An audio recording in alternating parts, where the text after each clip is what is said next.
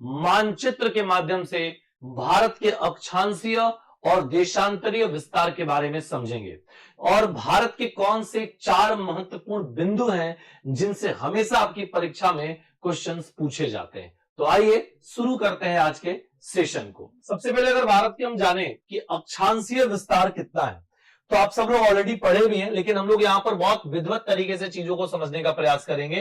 तो अगर यहां पर जाने हम लोग कि भारत का अक्षांशीय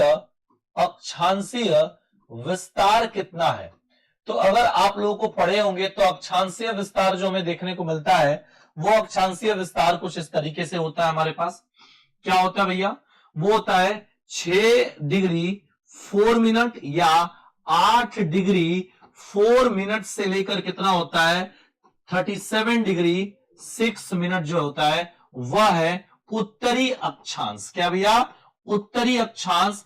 इस चीज को जरूर नोट करिएगा, उत्तरी अक्षांश से भैया, क्योंकि कई बार एग्जाम में ऐसी गलतियां हो जाती हैं।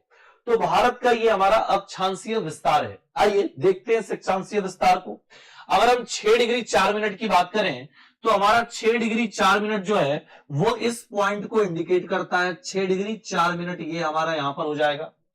और 8 डिग्री 4 मिनट की बात करें तो हमारा यहां पर हो जाएगा 8 डिग्री 4 मिनट, ये हमें यहां पर देखने को मिलेगा। कारण क्या है कि भारत का दो दक्षिणी विस्तार है, एक तो मुख्य भूमि है और एक संपूर्ण विस्तार है। तो ये संपूर्ण ये विस्तार का हिस्सा है 6 डिग्री 4 मिनट, और ये हमारे भारत का मुख्य भूभाग का हिस्सा है दक्षिणी भाग, जो 8 डिग्री 4 मिनट को रिप्रेजेंट कर रहा है।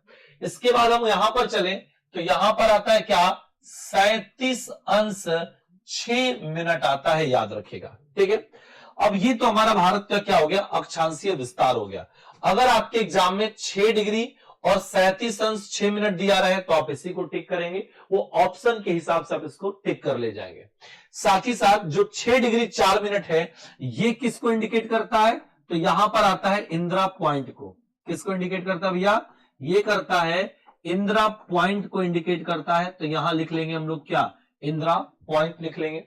अब इंदिरा पॉइंट के बारे में 2 क्वेश्चंस आपके लिए बहुत इंपॉर्टेंट आता है। सबसे पहला क्वेश्चन की इंदिरा पॉइंट है कहां पर, तो आप याद रखिएगा ये पड़ता है हमारे ग्रेट निकोबार में। कहां पड़ता है भैया, ग्रेट निकोबार में इसका हिस्सा स्थित है, याद रखिएगा। इसके साथ ही साथ सेकंड पॉइंट क्या है इसका, ये भारत का दक्षिणी बिंदु कहलाता है। ये भारत का क्या है, भारत का दक्षिणी बिंदु है। इस पॉइंट को जरूर याद रखिएगा। कई बार ऐसे क्वेश्चंस आते हैं और कई बार ऐसे क्वेश्चनों को हम गलत कर देते हैं, और अभी क्लियर करेंगे कि कब हम इंदिरा पॉइंट को टिक करेंगे और कब हम टिक करेंगे कन्याकुमारी को भी। समझ में आ रहा है कि पॉइंट को, तो याद रखिएगा यहां पर इतने पोर्शन को जरूर याद रखिएगा। इसके बाद आते हैं 8 डिग्री 4 मिनट। 8 डिग्री 4 मिनट को बात करें तो ये किसको इंडिकेट करता है, ये इंडिकेट करता है कन्याकुमारी को। कन्याकुमारी, ये भी आप थोड़ा सा यहां पर याद रखिएगा, कन्याकुमारी। कन्याकुमारी किस राज्य से बिलोंग करता है, पहली बात तो यही क्लियर करेंगे। तो कन्याकुमारी जो बिलोंग करता है वो राज्य हमारा होता है तमिलनाडु से। तमिलनाडु से ये बिलोंग करता है। साथ ही साथ भारत का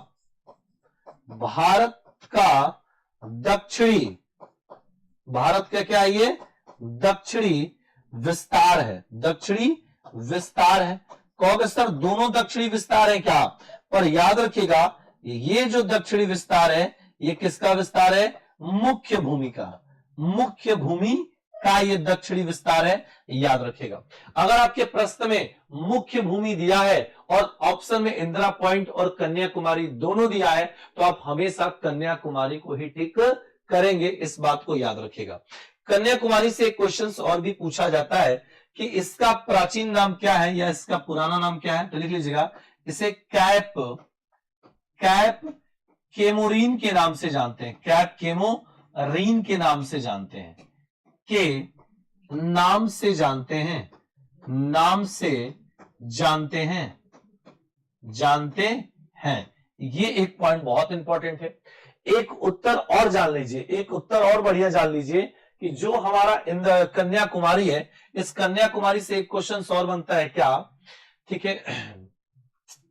अरब सागर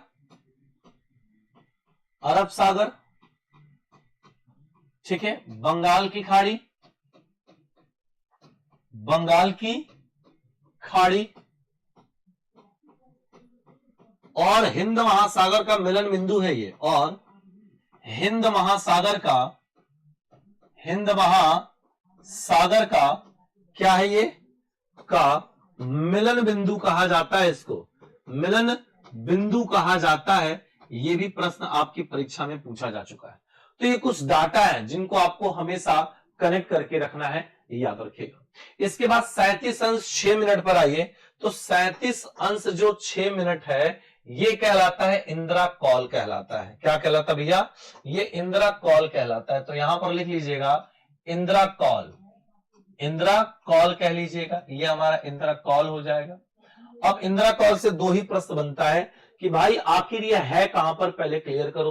तो ये पहले आता तो था जम्मू कश्मीर में, लेकिन अब कहां आता है, लद्दाख में आता है। लद्दाख में भी किसके अंतर्गत आता है, तो ये पीओके क्षेत्र के अंतर्गत आता है। समझ में आ गया।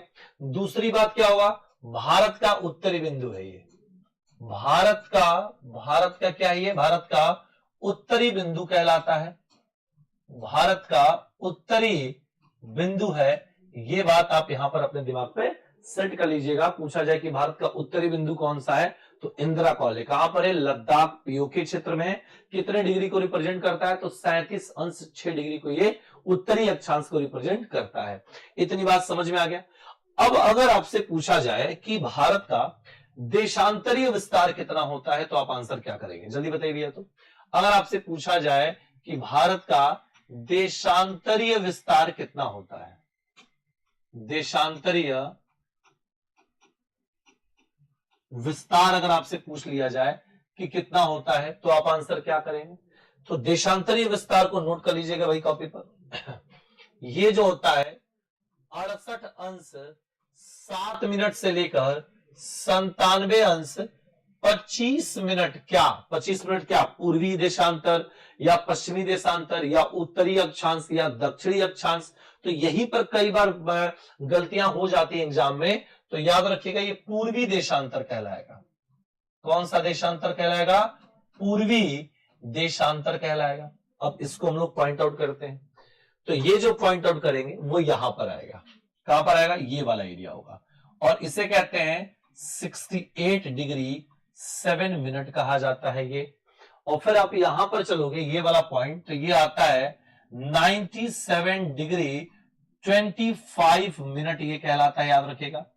ये पॉइंट हो गया, ठीक है। अब ये किस राज्य में है, सबसे पहले देखो। तो ये जो है ये आपके किस राज्य में पड़ता है, ये गुजरात में पड़ता है। और ये किस राज्य में पड़ता है, तो ये पड़ता है आपके अरुणाचल प्रदेश में पड़ता है। कहां पर, अरुणाचल प्रदेश में आता है इस चीज को, ठीक है। अब इसके बाद अगर हम लोग चले और कुछ जाने, तो 68 डिग्री को जो है ये किसको रिप्रेजेंट करता है, तो याद कर लीजिएगा सरक्रिक को करता है, सरक्रिक को करता है। और सरक्रिक नहीं दिया होगा तो इसी को कहते हैं गुहार मोती भी कहा जाता है।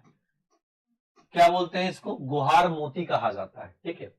अब ये जो सरक्रिक या गुहार मोती है ये भारत का पश्चिमी बिंदु है। ये क्या है, तो लिख लीजिएगा भारत का ये क्या कहलाता है भैया, भारत का पश्चिमी बिंदु कहलाता है। समझ में आ रहा है, ये भारत का पश्चिमी बिंदु कहलाता है। यहीं पर 97 अंश 25 डिग्री पर चला जाए तो ये जिस स्थान को इंडिकेट करता है इसको क्या बोलते हैं, इसको वलांगू बोलते हैं, वलांगू कहा जाता है। या इसी को कहीं कहीं पर इसी के एक स्थान को क्या बोलते हैं, किबदू कहा जाता है। क्या बोलते हैं, किबदू कहते हैं। और ये जो होता है ये भारत का पूर्वी बिंदु है। ये क्या है, ये भारत का पूर्वी बिंदु को रिप्रेजेंट करता है, भारत का पूर्वी बिंदु कहलाता है। समझ में आ गया। तो ये छोटे छोटे आपके लिए डाटा है जिनको आपको हमेशा तैयार करना होगा, क्योंकि यहां से क्वेश्चंस आपके एग्जाम में हमेशा पूछा जाता है। तो आज के सेकंड मैपिंग के सेकंड क्लास में हमने जाना कि भारत का अक्षांशीय विस्तार कितना है, ठीक है, और देशांतरीय विस्तार कितना है। इनको कहां कहां पर मानचित्र पर इंडिकेट किया गया है, और साथ ही साथ उन किन बिंदुओं को ये चिन्हित करता है, और उन बिंदुओं की क्या विशेषता है, ये भी मैंने आपके सामने क्या किया, बताया। अब एक बात यहां पर जान लीजिएगा, एक चीज, जो हमारा इंदिरा पॉइंट है भैया, जो इंदिरा पॉइंट है इसे पिगमिलियन कहते हैं, याद रखिएगा, पिगमिलियन, पिगमिलियन और लाहेचिंग के नाम से जानते हैं, और लाहेचिंग के नाम से जानते हैं, याद रखिएगा, लाहेचिंग कहते हैं, लाहेचिंग कहते हैं। ये बात आप यहां पे थोड़ा सा याद कर लीजिएगा। समझ में आया? तो उम्मीद है आपको सेशन अच्छा लगा होगा, तो कमेंट करिए। इसी तरह छोटे छोटे 11 मिनट शो के वीडियो के तहत मैं आपके मानचित्र को बहुत जबरदस्त और शानदार बना दूंगा कि परीक्षा में जब भी प्रश्न आएगा आपके दिमाग में बस इंडियन ज्योग्राफी का मैप ही छाएगा। ये मेरा आपसे वादा है। बहुत बहुत शुक्रिया।